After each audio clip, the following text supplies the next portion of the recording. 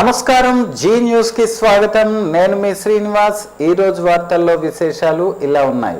భోగాపురంలోని అల్లూరి సీతారామరాజు అంతర్జాతీయ విమానాశ్రయాన్ని ఆగస్టు 1న ప్రధాని నరేంద్ర మోడీ ప్రారంభించనున్న నేపథ్యంలో హెచ్చెర్ల ఎమ్మెల్యే నడుకుదుటి ఈశ్వర్రావు క్యాంపు కార్యాలయంలో రాష్ట్ర రహదారులు భవనాల శాఖ మంత్రి బీసీ జనార్దన్ రెడ్డి అధికారులతో సమీక్ష నిర్వహించారు.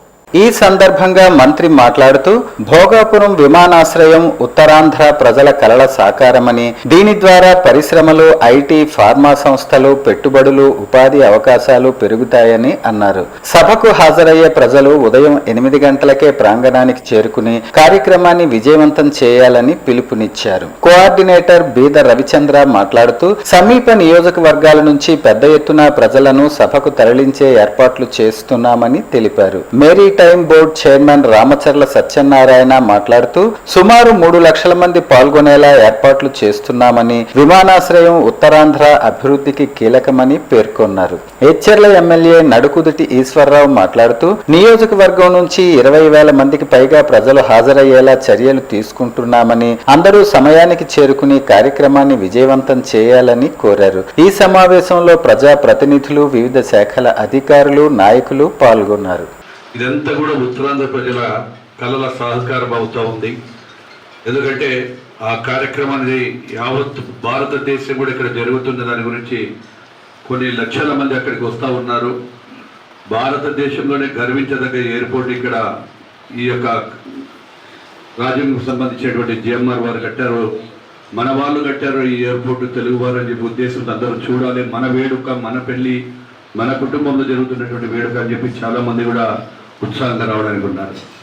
దానిలో భాగంగా మిమ్మల్ని అందరినీ ఒకటే రిక్వెస్ట్ చేస్తూ ఉన్నాము, మీరందరూ అర్లీ మార్నింగ్ బయలుదేరి వస్తే తప్ప అక్కడ రీచ్ కాలేరు, ఒకటే వే ఉంది. కాబట్టి వీలైనంత వరకు మీరందరూ 8 పొందూరు మండలం కనిమెట్ట పంచాయతీ రామదాసుపురంలో నిర్వహించిన 2 ఏళ్ల నమ్మకం, సంక్షేమ విజయాలు, ప్రజాపాలన, ఇంటింటికి అభివృద్ధి కార్యక్రమంలో ఎమ్మెల్యే, రాష్ట్ర పియూసీ చైర్మన్ కూన రవికుమార్ పాల్గొన్నారు. ఈ సందర్భంగా ఇంటింటికి వెళ్లి కూటమి ప్రభుత్వం 2 ఏళ్లలో అమలు చేసిన సంక్షేమ పథకాలు, అభివృద్ధి కార్యక్రమాలను ప్రజలకు వివరించారు. సీఎం నారా చంద్రబాబు నాయుడు నాయకత్వంలో రైతులు, మహిళలు, యువత, విద్యార్థులు, వృద్ధులు తదితర అన్ని వర్గాల సంక్షేమంతో పాటు గ్రామీణ ప్రాంతాల్లో రహదారులు, త్రాగునీరు, విద్య, వైద్యం, విద్యుత్, వ్యవసాయ రంగాల అభివృద్ధికి ప్రాధాన్యం ఇస్తున్నట్లు తెలిపారు. కనిమెట్ట పంచాయతీలో చేపట్టిన అభివృద్ధి పనులను వివరించి ప్రభుత్వ పథకాల పై అవగాహన కల్పించారు. గ్రామస్తుల సమస్యలను తెలుసుకుని వాటి పరిష్కారానికి చర్యలు తీసుకుంటామని హామీ ఇచ్చారు. ఈ కార్యక్రమంలో కూటమి నాయకులు, కార్యకర్తలు, గ్రామ పెద్దలు, మహిళలు, యువత పాల్గొన్నారు. ప్రపంచ ప్రకృతి పరిరక్షణ దినోత్సవం సందర్భంగా శ్రీకాకుళం జిల్లా న్యాయ సేవా సంస్థ డిఎల్ఎస్ఏ ఆధ్వర్యంలో పాలకొండ మండలం కొండాపురం గ్రామంలో న్యాయ సాక్షరతా శిబిరం నిర్వహించారు. ఈ సందర్భంగా డిఎల్ఎస్ఏ కార్యదర్శి కె హరిబాబు మాట్లాడుతూ పర్యావరణ పరిరక్షణ ప్రతి పౌరుడి రాజ్యాంగ, నైతిక బాధ్యతని తెలిపారు. మొక్కలు నాటడం, ప్లాస్టిక్ వినియోగాన్ని తగ్గించటం, నీటిని వృధా చేయకుండా ఉండాలని సూచించారు. పర్యావరణానికి హాని కలిగించే వారిపై చట్టపరమైన చర్యలు ఉంటాయని, పర్యావరణ సమస్యలకు సంబంధించి జిల్లా న్యాయ సేవా సంస్థ ద్వారా ఉచిత న్యాయ సహాయం అందిస్తామని చెప్పారు. ఈ కార్యక్రమంలో వైస్ ప్రెసిడెంట్ లంక మహేంద్ర నాయుడు, పంచాయతీ కార్యదర్శి డి పుష్ప, న్యాయవాదులు ఎం వెంకటేశ్వరరావు, ఎన్ గాంధీతో పాటు గ్రామస్తులు పాల్గొన్నారు. పిలిపించి మీ సమస్యని పరిష్కరించడం అనేది జరుగుతుంది. ఈ సందర్భంగా నేను ఎంపీటీసీ గారికి, పంచాయత్ సెక్రటరీ గారికి తెలియజేసేది ఏంటంటే, ఈ సదుపాయం ఉందని మీ యొక్క గ్రామంలో అందరికీ తెలియపరచండి. మీ ఆఫీసుల్లో కూడా ఈ అవకాశం ఉందని చెప్పి నోటీస్ బోర్డులో కూడా ఫిక్స్ చేయండి. 15-100 మా టోల్ ఫ్రీ నెంబర్. మీకు ఎప్పుడు ఏ ఇబ్బంది ఉన్నా సరే దానికి ఫోన్ చేయొచ్చు. న్యాయ సంబంధిత సమస్యలే కాదు, నేను ఇందాక చెప్పినట్టుగా మీ దైనందిన జీవితంలో మీకు ఎటువంటి సమస్యలు వచ్చినా సరే మాకు తెలియపరచుకోవచ్చు. ఈ అవకాశాన్ని మీరు అందరూ ఉపయోగించుకోవాలనే ఉద్దేశంతో ఈరోజు ఈ గ్రామం రావడం జరిగింది. యాక్చువల్గా ఇది భారీగా జరగాలి, కానీ అనుకోని కారణం కాంట్రాక్ట్ అవుట్సోర్సింగ్ ఉద్యోగులను రెగ్యులర్ చేసి కనీస వేతనం 26,000గా నిర్ణయించాలని డిమాండ్ చేస్తూ జూలై 30, 31 తేదీల్లో నిర్వహించే చలో కలెక్టరేట్ కార్యక్రమాన్ని విజయవంతం చేయాలని సిఐటియు రాష్ట్ర కార్యదర్శి పి తేజేశ్వరరావు పిలుపునిచ్చారు. ఈ సందర్భంగా నగరపాలక సంస్థ కార్యాలయం వద్ద పోస్టర్లు విడుదల చేసి మున్సిపల్ కార్మికులు జూలై 30న విధులు బహిష్కరించి నిరసనలో పాల్గొంటారని తెలిపారు. గత 18 ఏళ్లుగా కనీస వేతనాలు సవరించకపోవడంతో కార్మికులు తీవ్ర ఆర్థిక ఇబ్బందులు ఎదుర్కొంటున్నారని విమర్శించారు. కర్ణాటక తరహాలో ఆంధ్రప్రదేశ్లోనూ కనీస వేతనాలు పెంచాలని, 4 లేబర్ కోడ్లను రద్దు చేసి పెట్రోల్, డీజిల్, గ్యాస్ ధరలు తగ్గించాలని డిమాండ్ చేశారు. ఈ కార్యక్రమంలో CITU, municipal workers and employees federation నాయకులు పాల్గొన్నారు. ఆగస్టు 1న ప్రధాని నరేంద్ర మోడీ ప్రారంభించనున్న భోగాపురం అల్లూరి సీతారామరాజు అంతర్జాతీయ విమానాశ్రయ ప్రారంభోత్సవ ఏర్పాట్లపై రాష్ట్ర వ్యవసాయ శాఖ మంత్రి కింజరాపు అచ్చెన్నాయుడు జీఎంఆర్ పరిపాలనా భవనంలో అధికారులతో సమీక్ష నిర్వహించారు. ప్రధానమంత్రి పర్యటన సందర్భంగా భద్రత, ట్రాఫిక్ నియంత్రణ, అతిథుల స్వాగతం, పార్కింగ్, తాగునీరు, పారిశుధ్యం, వేదిక ఏర్పాట్లు తదితర అంశాలపై సమీక్షించి అన్ని ఏర్పాట్లను గడువులోగా పూర్తి చేసి ఎలాంటి లోటుపాట్లు లేకుండా కార్యక్రమాన్ని విజయవంతం చేయాలని అధికారులను ఆదేశించారు. భారీ సంఖ్యలో హాజరయ్యే ప్రజలకు భోజనం, త్రాగునీరు, రవాణా, పార్కింగ్ తదితర సౌకర్యాలు కల్పించాలని సూచించిన మంత్రి విమానాశ్రయం ప్రారంభంతో ఉత్తరాంధ్రలో పారిశ్రామిక, పర్యాటక, వాణిజ్య రంగాలు అభివృద్ధి చెంది ఉపాధి అవకాశాలు పెరుగుతాయని అన్నారు. ఈ సమావేశంలో మంత్రులు బీసీ జనార్దన్ రెడ్డి, కొండపల్లి శ్రీనివాస్, ఎమ్మెల్యే లోకం మాధవి, డీసీసీబీ చైర్మన్ నాగార్జున, అధికారులు, ప్రజాప్రతినిధులు పాల్గొన్నారు. మెగా డిఎస్సి నియామకాలపై వైఎస్ఆర్సీపీ చేస్తున్న ఆరోపణలు నిరాధారమని, ఆరోపణలకు ఆధారాలు ఉంటే బహిరంగ చర్చకు రావాలని రాష్ట్ర ఐటీ విద్యాశాఖ మంత్రి నారా లోకేష్ విసిరిన సవాలును వైఎస్ఆర్సీపీ అధినేత వైఎస్ జగన్ స్వీకరించాలని రాష్ట్ర తెలుగుదేశం పార్టీ కార్యదర్శి, కురపాం నియోజకవర్గ అబ్జర్వర్ మాదారపు వెంకటేష్ డిమాండ్ చేశారు.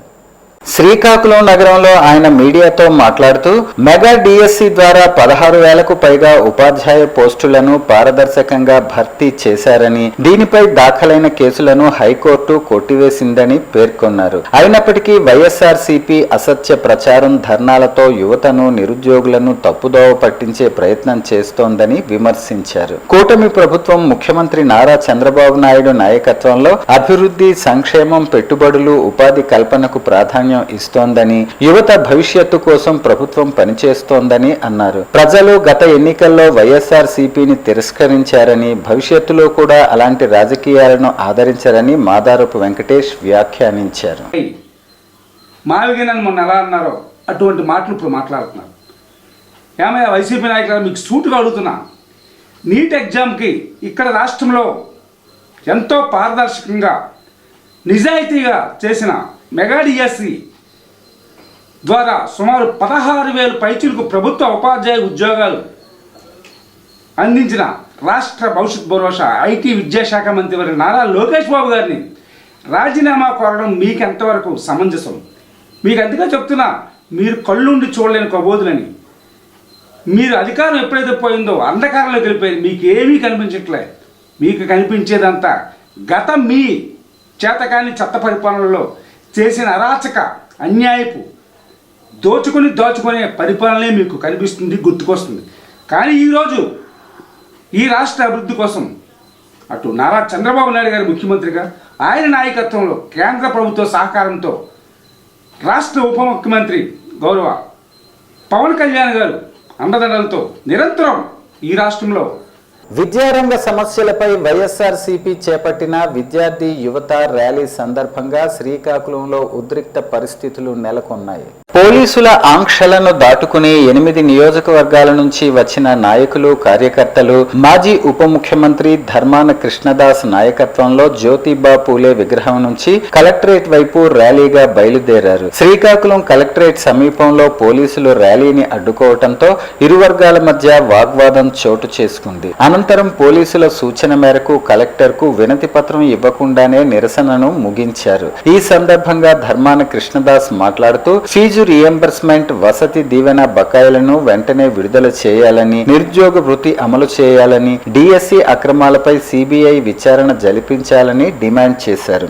నారా లోకేష్ రాజీనామా చేయాలని కూడా కోరారు. కార్యక్రమంలో జడ్పీ చైర్పర్సన్ పిరియా విజయలక్ష్మి, మాజీ ఎమ్మెల్యేలు రెడ్డి శాంతి, గొర్లే కిరణ్ కుమార్, ఎమ్మెల్సీ నర్త మర్తు రామారావు, పార్టీ నాయకులు, యువజన, విద్యార్థి విభాగాల ప్రతినిధులు, కార్యకర్తలు పెద్ద సంఖ్యలో పాల్గొన్నారు. డిఎస్సిలో జరిగిన అవకతవకలపై పెద్ద ఎత్తున రాష్ట్రం అంతా మరి జిల్లా హెడ్ క్వార్టర్స్లో నియోజకవర్గ సమన్వయకర్తలు, అలాగే వైఎస్ఆర్ పార్టీ నాయకులు, అలాగే యువజన విభాగం, అలాగే జిల్లా యువజన విభాగం, జిల్లా విద్యార్థి విభాగం అందరితో కలిసి సంఘీభావంగా మరి విద్యార్థులకు అండగా ఈ సంఘీభావ యాత్ర చేయడం జరిగింది.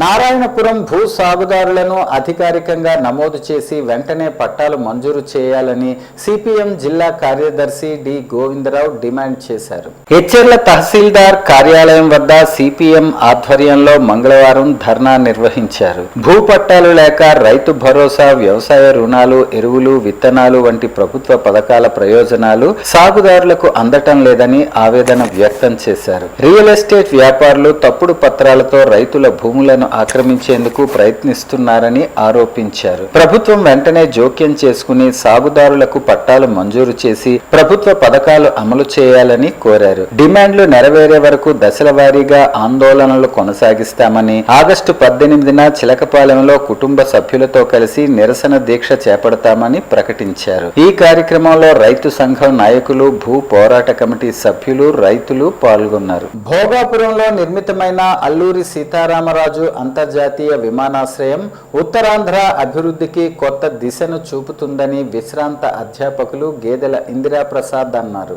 శ్రీకాకుళం నగరంలో మీడియాతో మాట్లాడిన ఆయన కేంద్ర పౌర విమానయాన శాఖ మంత్రి కింజరాపు రామ్మోహన్ నాయుడు కృషితో ఈ ప్రతిష్టాత్మక ప్రాజెక్టు సాకారమైందని పేర్కొన్నారు. శ్రీకాకుళం పార్లమెంట్ సభ్యునిగా అతి చిన్న వయస్సులో ఎన్నికైన కింజరాపు రామ్మోహన్ నాయుడు కేంద్ర పౌర విమానయాన శాఖ మంత్రిగా బాధ్యతలు చేపట్టిన తర్వాత విమానయాన రంగంలో పలు అభివృద్ధి కార్యక్రమాలు చేపట్టారని గేదెల ఇందిరాప్రసాద్ తెలిపారు. ఉత్తరాంధ్ర ప్రజలు ఎన్నో ఏళ్లుగా ఎదురు చూస్తున్న భోగాపురం అల్లూరి సీతారామరాజు అంతర్జాతీయ విమానాశ్రయం ఆగస్టు 1న ప్రధాని నరేంద్ర మోడీ చేతుల మీదుగా జాతికి అంకితం కానుండటం చారిత్రక ఘట్టమని అన్నారు. ఈ విమానాశ్రయం ప్రారంభంతో ఉత్తరాంధ్రలో పారిశ్రామిక, పర్యాటక, వాణిజ్య రంగాలకు కొత్త ఊపు లభిస్తుందని, దేశ విదేశాలతో రవాణా అనుసంధానం మెరుగుపడటంతో పెట్టుబడులు పెరిగి యువతకు ఉపాధి అవకాశాలు విస్తరించే అవకాశం ఉందని పేర్కొన్నారు. విమానాశ్రయం ప్రాంతీయ అభివృద్ధికి కీలక మైలురాయిగా నిలుస్తుందని, ఈ అవకాశాన్ని ఉత్తరాంధ్ర ప్రజలు సద్వినియోగం చేసుకోవాలని ఆయన పిలుపునిచ్చారు. తక్కువ వయసులో సెంట్రల్ మినిస్టర్ ఫ్రంట్లో సీనియర్ మినిస్టర్తో కూర్చోవడం అనేది మన శ్రీకాకుళం జిల్లాకి అది గర్వకారణం. అటువంటి అతను ఇప్పుడు శ్రీకాకుళం జిల్లాకి ఏదో చేయాలి, అలాగే ఆంధ్రప్రదేశ్కి కూడా కష్టపడి ఏదో చేయాలి, తద్వారా భారతదేశంలో మంచి రికార్డు తెచ్చుకోవాలన్న ఆలోచనతో ఆయన ఉన్నందుకు మన శ్రీకాకుళం ప్రజలమందరము ఆయనకి సహకరించి గౌరవించి గర్వంగా ఫీల్ అవ్వాలి. కనుక అటువంటి అతనికి మరి ఎన్నిసార్లు అయినా వచ్చినా ఆయన అదే లెవెల్లో కష్టపడి పనిచేస్తాడు. ఆయన జీవితమే అలాంటి చెయ్యాలా, సాధించాలన్న ఉద్దేశంతో ఉన్నాడు. కనుక ఆయనకి మనం సహకరించాలంటే మరి ఎన్నిసార్లు అయినా ఆయనకి గెలిపించి పార్లమెంట్కి పంపించే బాధ్యత మన శ్రీకాకుళం ప్రజల మీద ఉన్నదని నేను భావిస్తున్నాను. వార్తలు సమాప్తం. మళ్ళీ తర్వాత బులెటిన్లో కలుసుకుందాం. నమస్కారం.